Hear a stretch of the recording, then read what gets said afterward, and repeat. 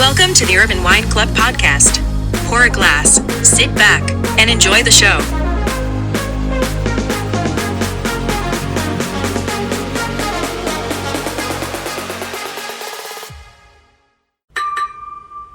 Hey everyone, thanks for joining us. I'm Foti and with me is Claudia, and we're about to break it down for you on what's going on in the wine industry today. Lots of challenges, right? Yeah, more than we've ever experienced in such a short time. Tell me, so I've known you for, 5 years maybe? But how many years have you been in the food and beverage space?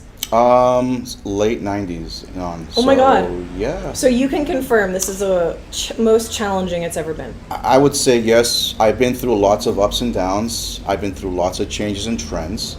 And the progression of change is, in my opinion, at its all-time highest that I think anyone has seen. Yeah. Let alone, take the industry as a whole, from production to distribution, logistics, retail, restaurant, what have you. I think that we all in that circle are experiencing some sort of change that's a little, not to say little, but challenging to grasp, possibly embrace the change, but also understand where do we go? What direction do we go considering all these challenges? Yeah. So for me specifically, and I take myself as a consumer, and we can talk about that as well, but as a consumer, there's just so much that's being pushed on us. There's so much that's being presented that our interests are all over the place. We're at some point a consumer base that enjoyed following a certain lineup. Like we had loyalty to brands before. Yeah. We had our go-tos. But I don't know if we actually have those words go-tos anymore, or we don't have the loyalty that we once used to. Yeah. I would say brand loyalty is dead. And that also has to do with people in this age, in this generation, that the younger generations don't have brand loyalty. And the other thing that it's not because they're not loyal, but they have so many options. And that's the thing. If we're living in a world of options and we are constantly trying to find the next sensation or the next fix or the next, whatever people are looking for. Buzz, fulfillment, experience, journeys. Yeah.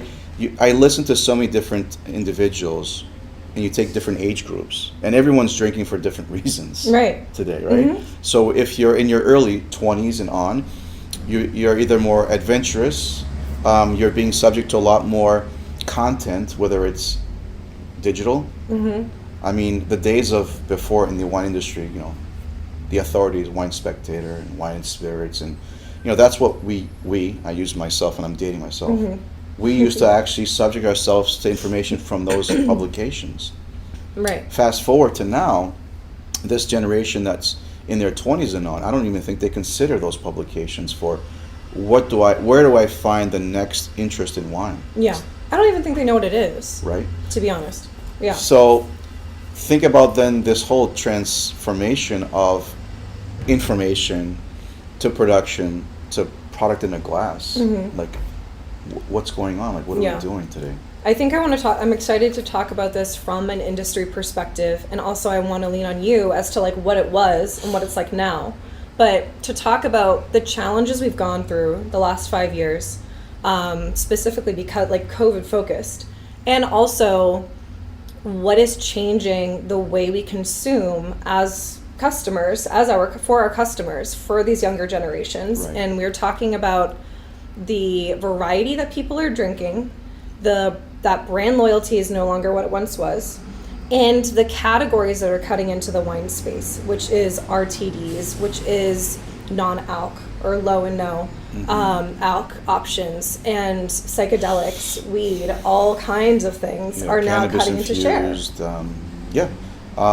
So having said that, look at the bombardment of all these different new concepts. Yeah. And they're all doing their part in understanding that when they want to push something into the pipeline of marketing and media, they have means that they can do it far less money for a bigger impact. Yeah. Before, a marketing campaign was a process. Now, the process is digitally, can cut that time down and impact a larger group of people so quickly.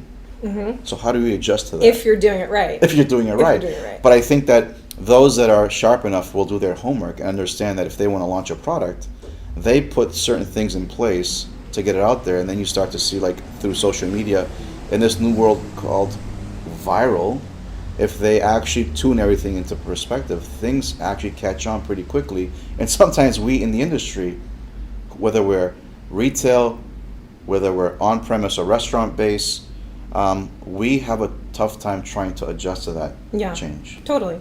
Okay, so before we dive in to all the details, this is our first podcast together. Cheers to that. Mm-hmm. I brought something just to break the ice a bit. Mm-hmm. Do you want to do something weird with me?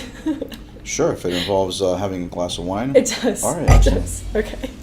So I brought some goodies. Do you want to guess what I'm going to have you do?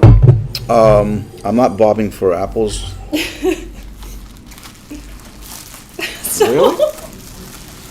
Okay. I'm going to do a spit bucket challenge with you. Okay. So this is for any of our listeners that don't know. Yeah. In the industry, when you're tasting, right, at a tasting, you spit the wine into this gross spit bucket. And it's a bunch of, this is probably how COVID started. So there's a bunch of wine, a bunch of people's germs, around, all swirling in a bucket. Okay. You said you've been in the business since the 90s. So I want to see how good you can spit into the bucket and from which distance. Just how far. You're going to, just stick with me. Bear with me. All right. So,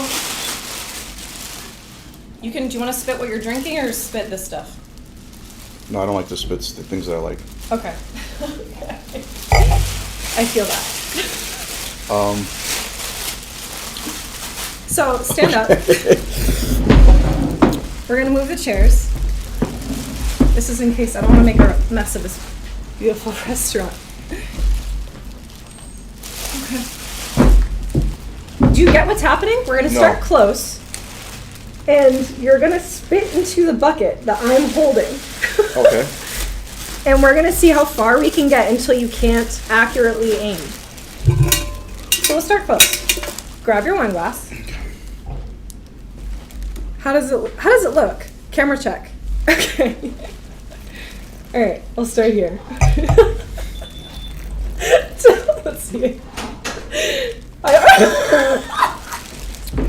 It's already on my pants. No.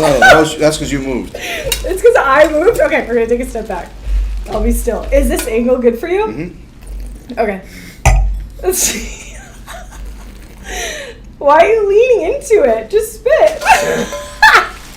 Is that good? This is way worse than I was expecting. Really? It's already on my wrist. All right, let's take another step back. Let's try one more.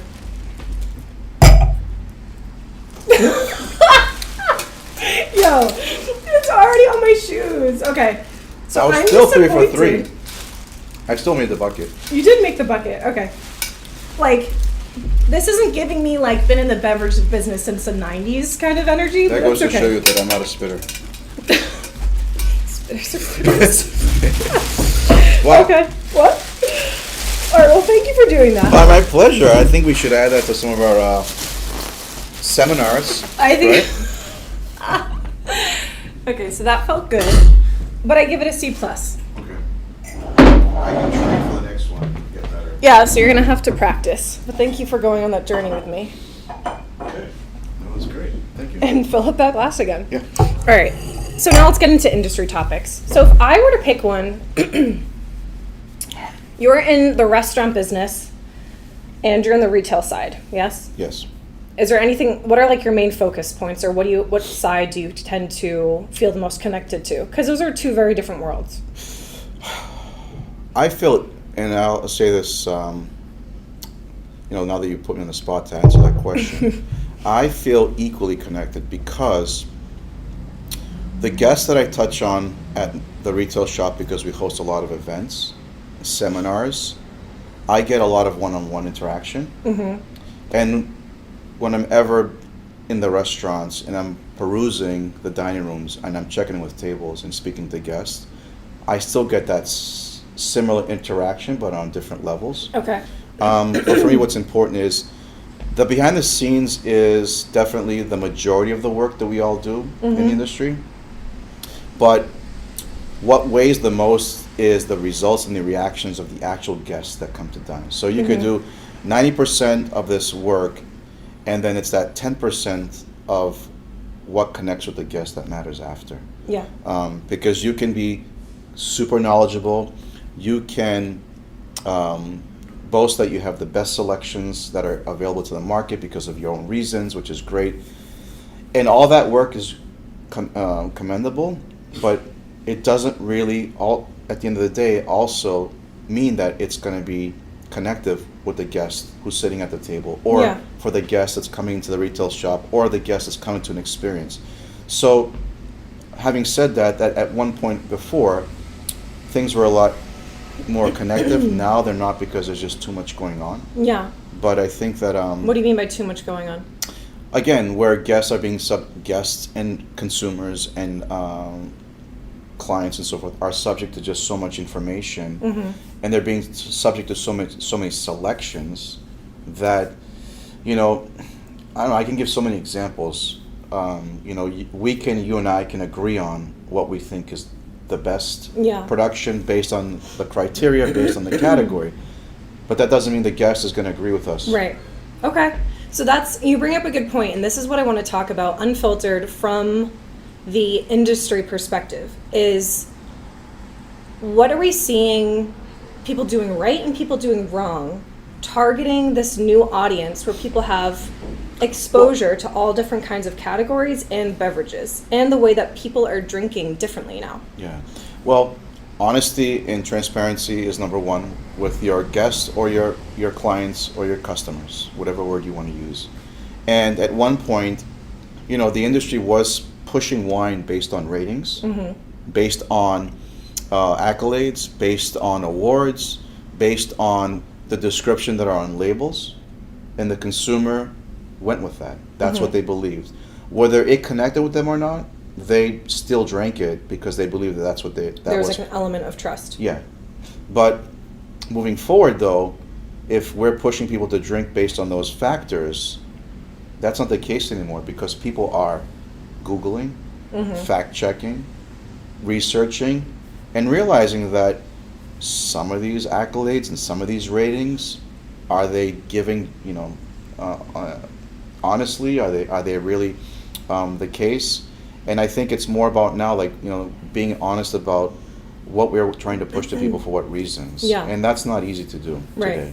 I think I'm seeing, and this is also coming, I'm 28 years old, so coming from someone who is a consumer, and how I buy and how I look at things, whether it's beverage focused or not, I don't think someone rating something and promising that it's good for me doesn't actually mean much, especially when you're talking about a beverage. If something's a 90-point rating, and say it's Syrah from Australia, if I don't like Syrah from Australia, that rating is useless to me, and I just lost money by investing in something based on somebody else's determination of that quality of wine. So it doesn't really matter to me. I think what people are looking for, especially in the younger 20s and early 30s, what people are looking for is, how do brands speak to me and my lifestyle? Okay. And I would say that, and correct me if I'm wrong or if you disagree, but I've never seen a generation that's so focused on being intentional with their consumption and caring about what goes into their body. So if you're not promoting that it's about health and wellness and moderation, and if it's about promoting that you're using natural ingredients or that you're organic, and again, it doesn't have to be super natural pet nat, but if you are promoting in your packaging, in your branding. Can we agree that, not to cut you off, but can we agree that 90 points is irrelevant to you as a consumer versus you knowingly that this wine was produced from grapes that were farmed organically, the producer practices sustainability, low intervention? That's what matters now. That matters more, right? Totally. Okay, so that's the shift that I'm trying to present in the early on in our episode, that to your point, is that this is where it's at today. Yeah. Health is a big thing, obviously, as it always has been, but it's now that anywhere you turn and look, whatever industry you're in, if it's food, beverage related, non-alcoholic as well, there's this whole push about, what goes into the product. Yeah, totally. I think also the way the interest is changing as well, because it is so health focused now. There's plenty of studies out there that like wine or alcohol isn't good for you. Yeah. To a degree. Like, I'm sure everything in moderation is okay, yes. But when it comes to the younger generations, there was a study, don't quote me on the study, I'd have to find it and I can put it in the notes, but they did a study on how many people from Gen Z have tried alcohol. Guess the percentage. That tried alcohol? Yeah, that have just tried it. I'm going to say 25%. Have tried it? Yeah. Okay, no. More? No. Less? 60% have tried it. 40% hasn't. Okay. Think about that. When was the first time you tried a sip of alcohol? Can I say that? No. Well, also culture, though. Yeah, reflective. My background is Greek, and the Greek culture, wine was always part of our meals. And maybe in my early teens, I've had sips of wines. Oh my God, no. So my background is German. I think in terms of like my first sip, first off, church. So I had it ever since I was... If we're going to do church, that we counts. usually communion, maybe 2 years old? Literally. I was literally a toddler. But in terms of like sipping a beer or wine, I don't know, 6, 7 years old, I'm talking a sip.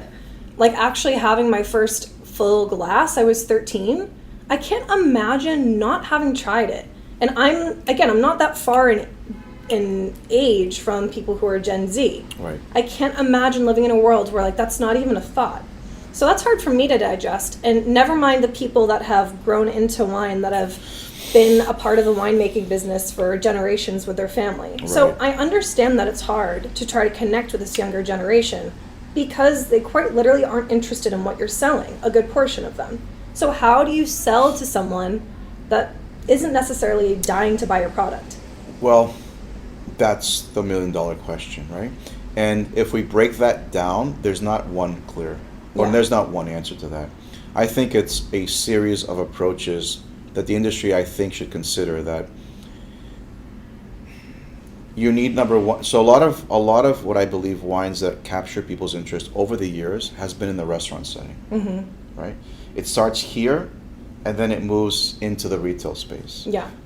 People come out to dine, they have experiences. So we'll use that word experiences. I think that the industry needs to create more experiences, and whatever that means, to be able to draw people out to these experiences, to be exposed to these products in an environment, because I believe environment is one of the most important elements of an experience, of a product, where if you can bring people out, individuals, to experiences, to experience the product, then I think you have a better chance of winning them over versus the extreme digital marketing strategies to try to get this demographic to try the product.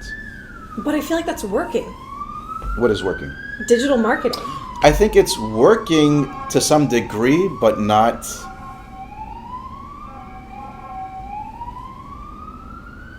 We'll just wait and cut that out. All right. Say I think it's working. But I think it's working. Well, when you say I think it's working, I think it's debatable, right? Because if it was working, then I think the industry wouldn't be subject to so many shortfalls of sales or shortfalls of distribution. I think that there are pockets of success in that demographic, but I don't see... So someone put this into perspective to me the other day. For every loyal wine drinker that leaves life, there's not one fast enough to replace them. Totally. But here's my thing. I guess part of me agrees with you and part of me disagrees with you. I'm not leaving soon, but I'm just saying. What's that? I'm not leaving that soon, but I'm just saying. Okay, noted. But I think the digital marketing space is working so well that we're losing wine drinkers to other categories. Oh, well, that's... Okay. Having said that, yes. But you're losing you're losing potential or consumers, but how long is that consumer going to stick with that product? I think that we're living in a world where we're not sticking around long enough. Agreed, but if you're good at digital marketing, you can be that next person that people pivot to. And so pivoting just for a short time is a hard thing for me to grasp. Pivoting for a short time? Yeah, so concepts are coming and going at such a fast rate. As someone with commitment issues, it's very easy for me to pivot. Right. So, and I'm not disagreeing with you. I understand that this is the reality. Well, yeah. This is the reality. So, from a production standpoint, I listen to a lot of industry professionals that it's also difficult and challenging for a producer to kind of put their efforts into what they're going to do, because it's like, okay, I'm making this great product. How much do I make of it, and what do I do for ongoing? Yeah. And that could change for anyone at any given point. Right. Well, that's where I think I'm seeing two kinds of people building brands in this very challenged time. I would say some people where business is struggling and they're just digging in and they're just trying to push on their partners, saying like, help us, why are sales down, blah, blah, blah, and staying the exact same. And then I see others that are marshmallow brands. They will just warp and shapeshift to whatever trend they see. And I promise, if both are bad, both are terrible. To your point, I guess you're right, because you see these brands that are branching off and making products under their branding that are not what they were intended to do, right? And I understand we all need to make money at the end of the day, but if your sole purpose is to make money, you will do bad. You will not do a good job making that brand. If you are looking at Mark Brown and see some statistic that red blends are still cool, I promise, start making a California red blend because of some percentage from some study that actually has nothing to do with you. Studies. And you're good at making sparkling white wine or white wine and sparkling wine, do not change your foundation of your brand because you think you might make money fast. Right. It's not going to work, because I promise somebody else has made a red blend from California for 20 plus years that does it better than you. So I think that's the issue too, is that people are getting desperate and just trying to quickly pivot to make something that they think is a trend. Of course. And that's only adding to the issue of us having an overcrowded category right now. People aren't buying as much, and now we have a ton of more products that people can't sift through, and it's causing confusion for the consumer, and it's causing fatigue for the buyers. And because of this over production, it's not as exciting. So another thing I want to point out that put things into perspective for me in some of my sessions is that we are probably one of the few markets globally whereas we as consumers have access to anything we want when it comes to wine. Mm-hmm. When you visit other countries who's a wine producer or they're an avid wine culture, they're only subject to their local wines, right? Mm-hmm. So they're not really subject to what we're subject to. Right.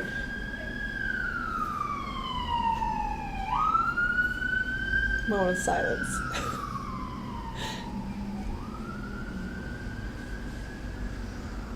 So we're not subject to what they're subject to because we have this overwhelming amount of options, mm-hmm. whereas other countries, they don't. And they will consume mainly their local production through their lifetime, mm-hmm. right? Totally. And that's what they know, and that's what they enjoy, and that's what they appreciate, and that's what's part of their lifestyle. For us, though, here, mm-hmm. if you think about it, we can have a wine that's being produced anywhere in the world. I'm never filming in Boston again. Say it again. So we can basically have access to any wine from the world, right? Right. So that perspective is like something that I always want to drill that, mm-hmm. you know, we have our issues because we have too much. Right. And you wonder why the consumer can't stay loyal. It's because we can't even stay loyal. We're making new brands every other day because there is accessibility that is... And the same token to Claudia, I think socially we're changing. You know, the way we actually, our leisure, our social life has changed. You know, whether COVID, I think about this, if COVID never happened, right, for an example, would this progression and change still occur? And what changed? So I saw this personally, and you let me know your thoughts, and anyone else can chime in afterwards about this, but pre-COVID, things were at a certain level of interest, consumption, purchases and so forth. Then COVID happens. Then lockdown happens.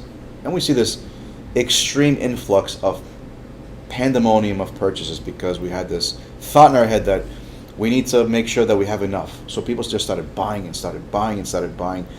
People had tons of, this is just wine specific and alcohol specific. So we started to stockpile at home, cases of wine, cases of spirits, cases of beers.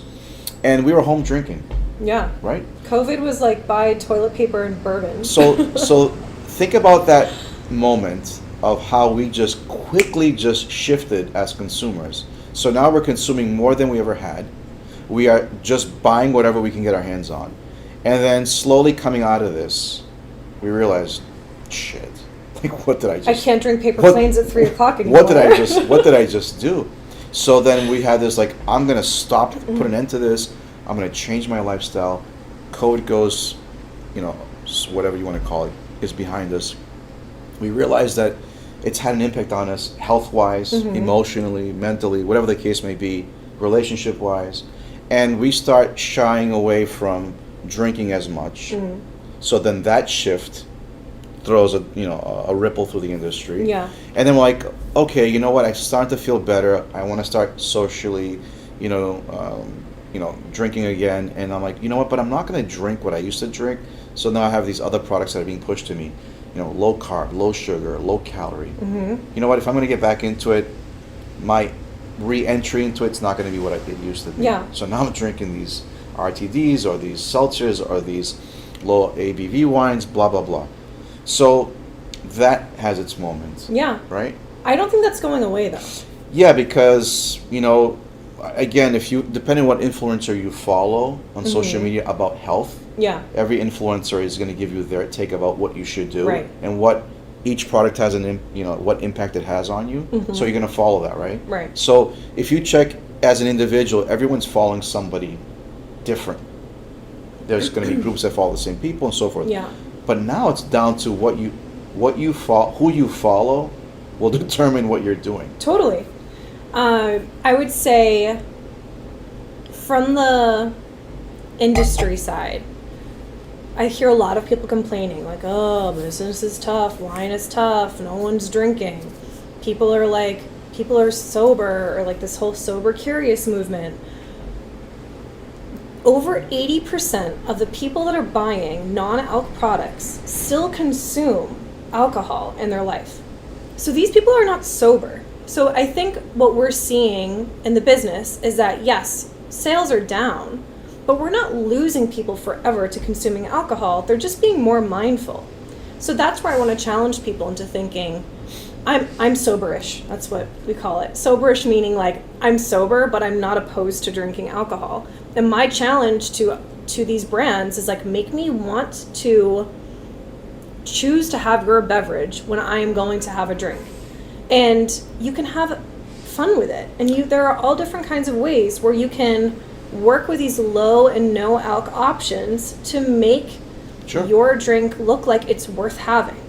So that's the other thing too, is like people aren't necessarily running away from booze. They're just being more mindful. They are. And this is just my opinion. I think that the movement should begin on letting, if you're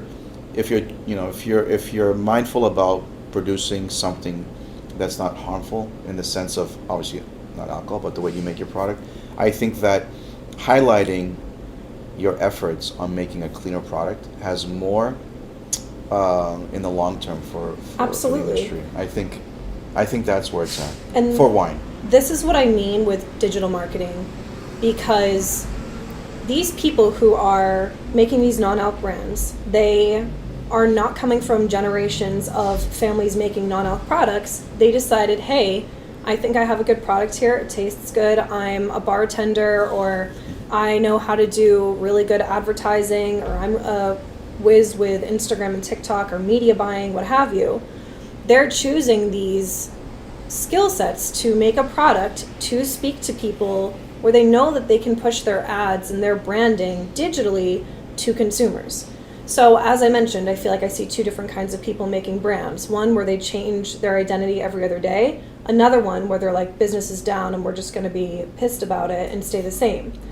To that other end of the spectrum that's staying the same, I promise if you stay there, these other brands, whether it's wine or whether it's non-alc or whether it's a low alc or an RTD, Sure. which is also easier to produce, and the sky is the limit in terms of scalability, so be mindful of that. You don't have to own land. It's more cost effective. If you know how to do advertising, you've won the lottery potentially if you have a good product. Right. So staying the same will never work. If you try and shift your branding to attune to this new audience, I promise it's only going to do better. You don't have to change the product. Change the way you're speaking to them. So having said that, Claudia, I think that you opened up the discussion, which we can roll into our next episode, about the fact that there's still lots of opportunities. Yeah. It's how you approach it, and it's what you are willing to do to make it happen, right?